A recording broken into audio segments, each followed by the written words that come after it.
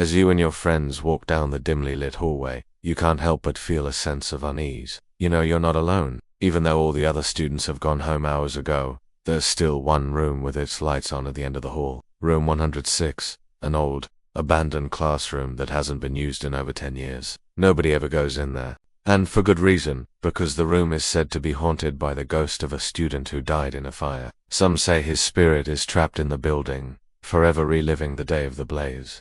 What's the craziest ghost story you've ever heard? Let me know in the comments below. And now, with your permission, let's get into this story. It was the last day of school before summer break, which was always a bittersweet feeling. On one hand, you couldn't wait to spend time with your friends and family, go on vacation, or just stay home and relax. But on the other hand, you knew you'd be stuck inside with nothing to do until September, and you weren't looking forward to that. That's why you decided to stay late and finish all your homework at school. That way, you could enjoy your summer knowing you had a clean slate when it came to assignments. So you gathered your things and headed to the library. But little did you know, you weren't alone. Someone else had the same idea. Jason Miller, a quiet kid from your English class who didn't talk much. But when he did, you always listened. His stories were fascinating. One time he told your class about how his grandfather fought in World War II, and how he managed to escape from a German prison camp. Another time he brought in a box full of insects and explained their life cycles. It was amazing. Jason was smart, curious, and a bit strange. Not the kind of person you'd expect to see hanging around the library after school. You spotted him at one of the computers searching through old yearbooks. When he saw you watching him, he gave you a small smile and mouthed the words, "Hi," before turning back to his research. You smiled back and got to work on your homework. But as the minutes passed, you couldn't help but steal glances at Jason. He seemed so focused. His brow furrowed in concentration, his lips moving slightly, as if reciting lines from a poem. Suddenly, the lights went out, plunging the library into darkness. You jumped, startled by the sudden change. You could hear Jason cursing under his breath as he, too, was startled by the outage. You sat there for a moment, listening to the silence. You could hear crickets chirping outside and the distant hum of traffic, but then you started hearing footsteps. They were slow and deliberate, coming closer. At first, you thought they might be coming from the hallway. After all, the school wasn't equipped with motion sensor lights, so students often ran through the library on their way to other classrooms. But the footsteps didn't stop in the hallway.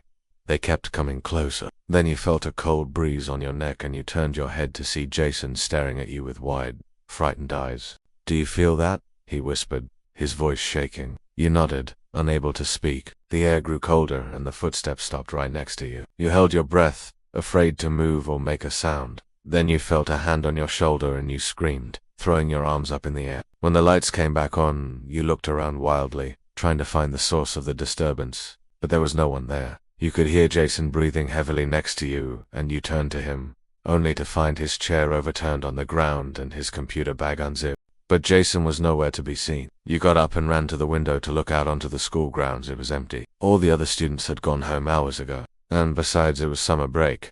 Why would Jason still be outside? You ran to the door and flung it open, stepping out into the bright sunshine. The bell was ringing, signaling the end of the school day. Where was Jason? Had he gone home without telling anyone? Or was there something else going on here? You wanted to find him, but you also didn't want to leave the library unattended, in case someone broke in and stole the computers. So you stood there for a few minutes debating what to do, and that's when you heard it again, those slow, deliberate footsteps. You turned around to see a figure standing in the doorway. It was tall and thin and seemed to be wearing a long, flowing robe. The figure took a step closer and you could see its face. It was pale and gaunt with sunken eyes. Its mouth was twisted into a cruel smile and its hands were gnarled and twisted like the roots of an old tree. You screamed and backed away, tripping over a chair and falling to the ground. The figure approached you, its footsteps echoing in the silent library. You curled up into a ball and closed your eyes tight, waiting for the inevitable. But the attack never came. You opened one eye to see the figure standing over you, its head tilted, as if listening to something. Then it turned and walked away. You watched it go, and once it was out of sight, you got up and ran to the door. You had to get out of that building. You ran down the hallway and out into the sunshine, not stopping until you reached the safety of your home. You never went back to that library, at least not during the day.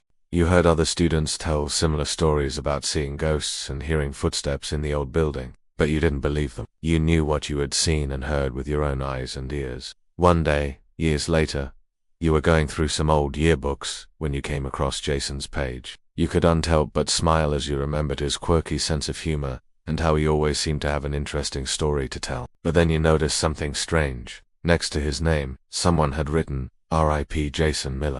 And beneath that, someone had drawn a picture of a burning building. You felt a chill go down your spine and you quickly closed the book. You didn't want to think about those dark days in the old school building, but the memories wouldn't let go. Every time you tried to push them away, they came back stronger than before. You couldn't sleep at night, haunted by nightmares of the ghostly figure in the library. And during the day, you couldn't concentrate on your work, always fearing that you'd see that horrible face staring at you from the corner of your eye. You decided to visit the school and see if anything had changed. The library was still there, looking just as creepy as you remembered. You walked down the hallway and past the old gym, where you could still hear the echoes of footsteps. And then you saw it, room 106.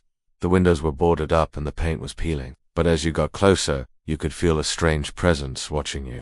You hesitated, then pushed open the door and stepped inside. It was pitch black, but you could feel a pair of eyes on you. You called out, "Hello," your voice echoing in the vast emptiness. Then you heard a whisper behind you. You jumped and whirled around, but there was no one there. "Get out," the voice said again, this time louder. "Get out." No, you didn't need to be told twice. You ran out of the room and down the hallway, not stopping until you reached the safety of the parking lot. As you drove home, you couldn't shake the feeling that you were being followed. You glanced in the rearview mirror and saw a black car trailing you. You sped up, but the black car kept pace with you. You parked in front of your house and the black car pulled up beside you. A man got out and approached your car. You rolled down your window and he leaned in. "Get out." You turned down a side street and the black car turned onto it as well. "Get out of this town." You nodded, knowing that staying would only put you in danger. You threw the car in reverse and backed out of the driveway. You didn't look back. Jason never told anyone what he had seen in that library, but he didn't have to. Everyone in town knew the story of the ghost of room 106. Some people even claimed that they had seen it for themselves, but most people just shrugged it off as a local legend. That is, until one day when the school board decided to renovate the old building and turn it into apartments. Construction crews moved in and began tearing down the walls. But as they worked, they started finding strange things. Hidden under the floorboards, they found a box filled with old yearbooks.